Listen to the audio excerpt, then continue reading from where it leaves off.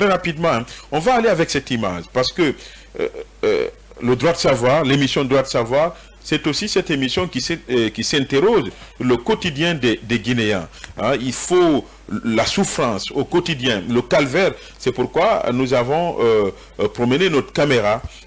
Nous sommes allés à la rencontre des citoyens dans les plaques qui sont à la recherche donc d'un taxi, mais qui peinent à avoir. Certains, donc notamment les dimanches, sont obligés de passer des heures et des heures à la recherche donc du véhicule. Là aussi, on interpelle justement l'État pour alléger la souffrance de ces usagers-là, parce qu'on ne sait pas où sont passés les bus de Al-Bayrak, mais aussi de la Soutragui. On va aller avec ces images-là, on va le suivre, on revient juste après pour les commentaires. Comment les gens?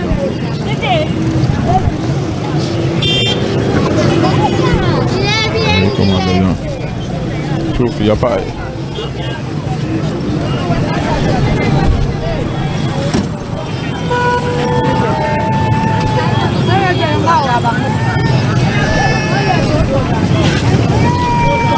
Vous avez duré ici, vous?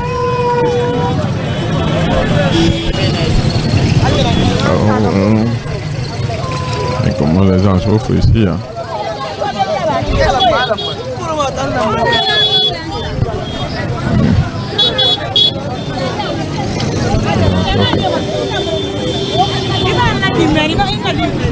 Comment les gens souffrent?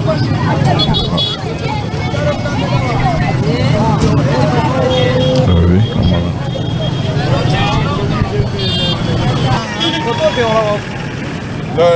Dona na di masira. Oto febra ko de. Oto febra ko ya. Disco muna ye. Bis muna. Bis de binti beto bis kere mato.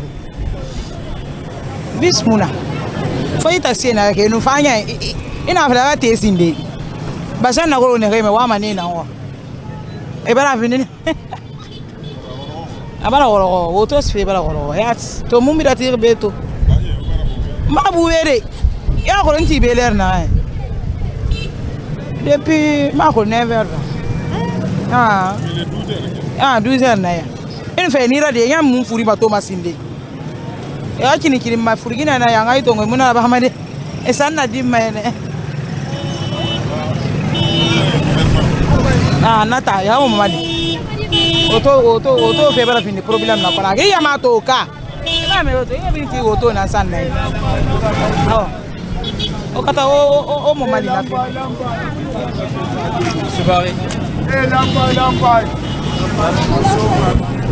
ouais, quand même nous sommes là, ça fait un bail là quand même, ça fait un peu longtemps quand même, mais ça va venir quand même. SOS. Donc vous n'avez pas de taxi? Non, j'ai pas encore gagné de taxi.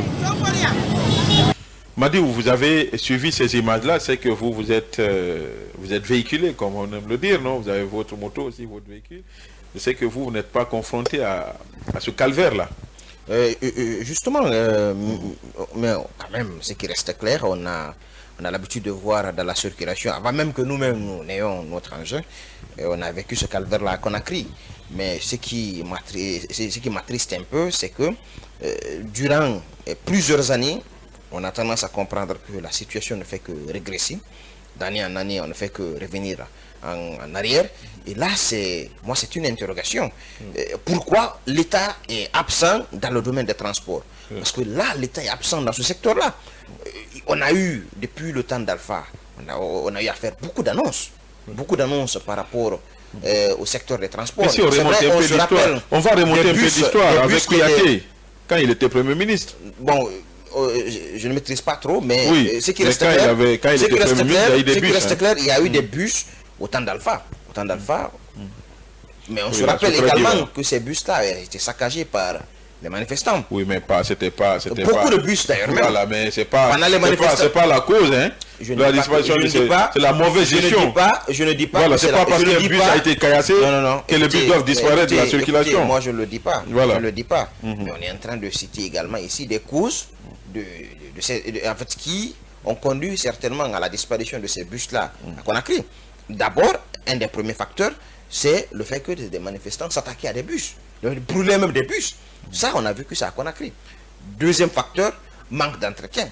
Ces ressources... Mauvaise gestion. Non, mauvaise gestion. C'est les ressources que le transport de ces bus-là générait.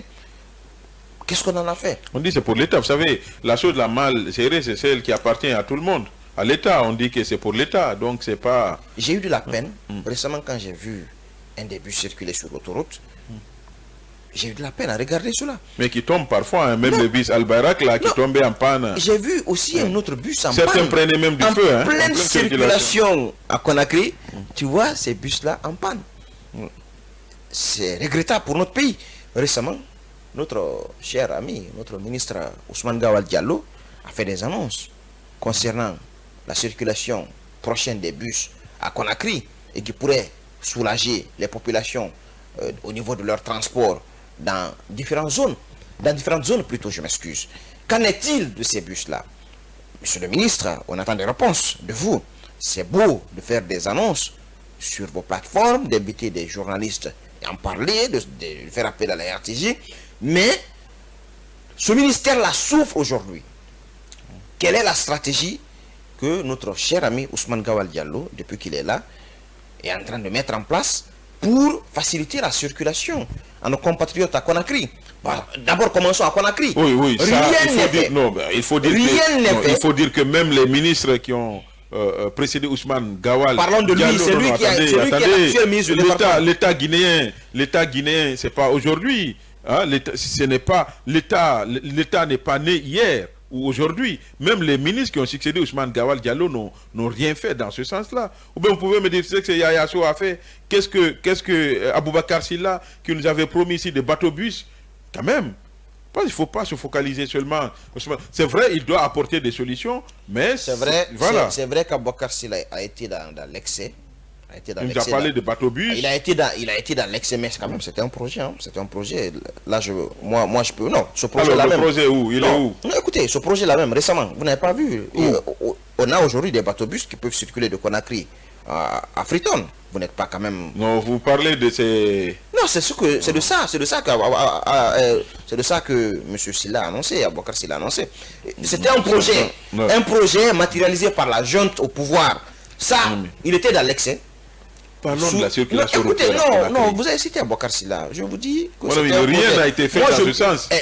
Pour alléger la souffrance des usagers de la route ici. J'ai eu la chance. Vous parlez de la mer, moi je vous parle de... J'ai eu la chance de côtoyer ce monsieur-là, et donc je sais que c'était une réalité. Mais la façon de l'annoncer, c'était purement politique. Et donc la gente est venue, la gente a agi. Alors pourquoi l'État est absent? Donc nous avons des bateaux-bus qui circulent. Maintenant, l'État est absent. Moi je dirais qu'il y a une mauvaise politique mise en place. Une mauvaise politique. Sinon, au temps d'Alpha, ça avait quand même pris un peu, ça avait pris un élan, hein, avec ce train, avec également ce train qui faisait la navette à Conakry de Brikala. C'était une réalité. Oui, mais le train là, Conakry Express. Alpha a fait ses efforts. Il a fait des efforts dans le secteur des transports. Il ne faut pas le nier. Hein. Il ne faut pas le nier. Il y a eu aussi des bus qui circulent à Conakry. Il ne faut pas le nier. Mais la gestion a manqué.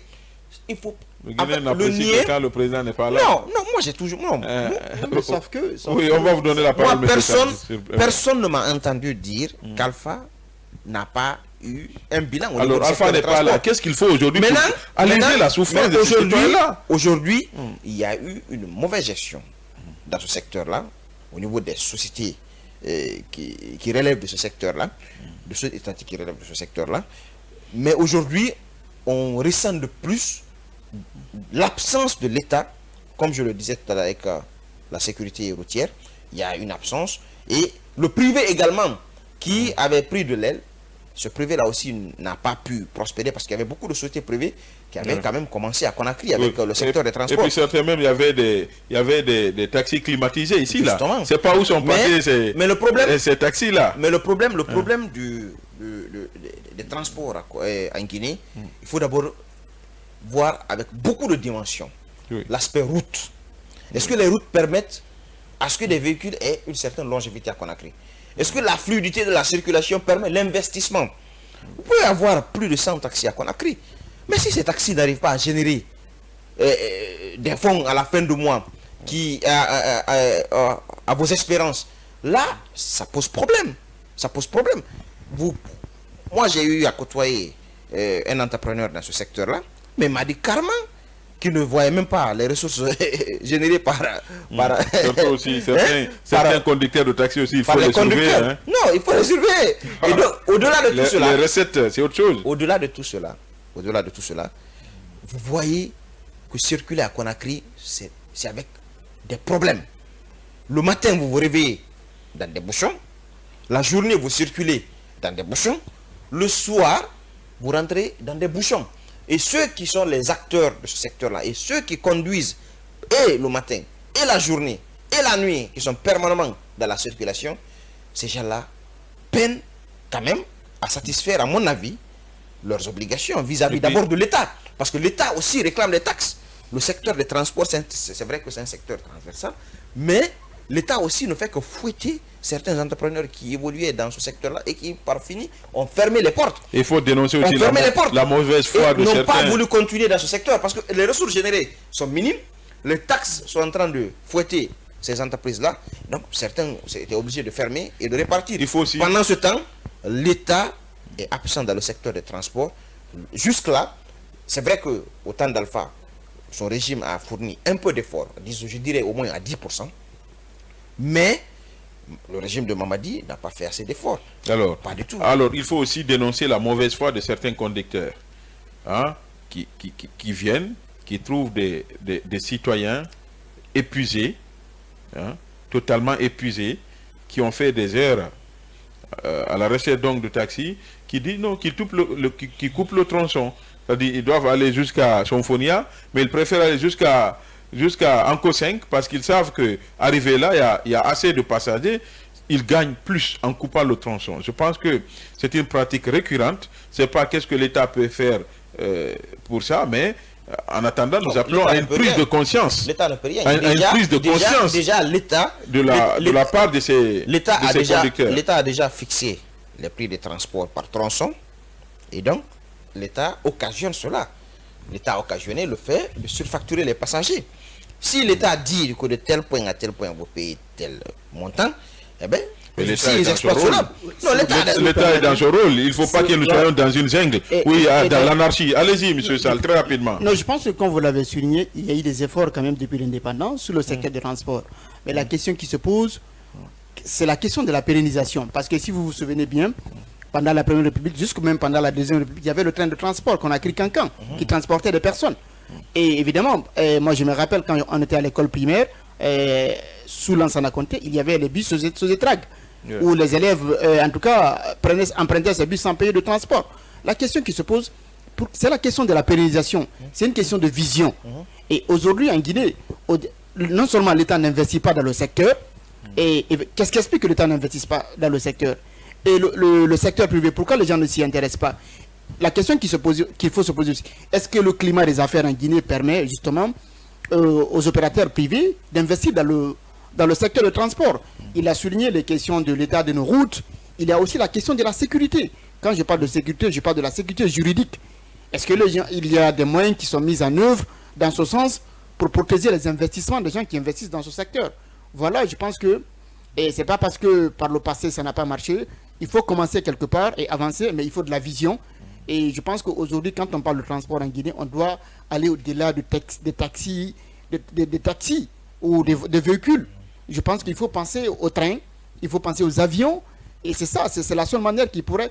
Je pense que, comme vous le savez, le secteur du transport constitue un vecteur de développement d'un État. On peut continuer même à rêver pour dire métro aussi. Ah mais bien sûr, c'est bien sûr. C'est pas interdit de rêver. Oui. Alors, nous interpellons le ministre des Transports qui a... Je n'ai aucun espoir. Je n'ai aucun espoir avec Ousmane Gawal Diallo. Ça, je le dis ici. D'Air Guinée. C'est même pas la peine de poser la question là. Parce que Ousmane Gawal... Je vous pose pas, c'est pas une question. D'accord, voilà, c'est une doléance. C'est un plaidoyer. Donc, à l'égard du tout puissant ministre des Transports et porte-parole du gouvernement, je pense que c'est bien de penser à Air Guinée. Oui, ça fait partie de la souveraineté nationale, mais essayez d'abord de soulager ces citoyens-là qui souffrent dans la circulation routière.